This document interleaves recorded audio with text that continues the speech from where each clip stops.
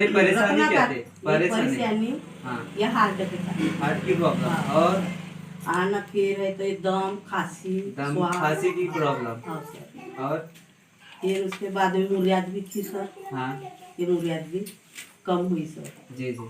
तो नहीं ये सब प्रॉब्लम थी आपको पहले हाँ से सर। कितने सालों से? ये हो गई 1.5 साल हो गए। 1.5 साल से? हाँ सर।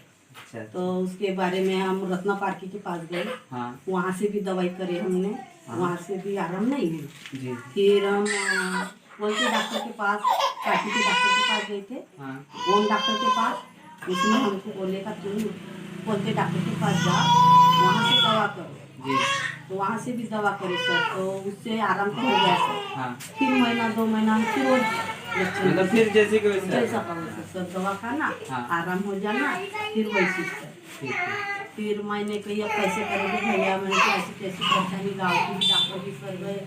हाँ। मैंने कहा ऐसी कैसी परेशानी है कैसे करेंगे तो ये मेरे लड़का तुम्हारी इसके में जुड़े तो अच्छा। उन्होंने फिर आप सर जी के माध्यम से हाँ आपने रेनाटस नोवा प्रोडक्ट लिए। हाँ सर। ये कब से खा रहे हो? ये हो गए सर 2.5 महीने। 2.5 महीना हाँ से? सर।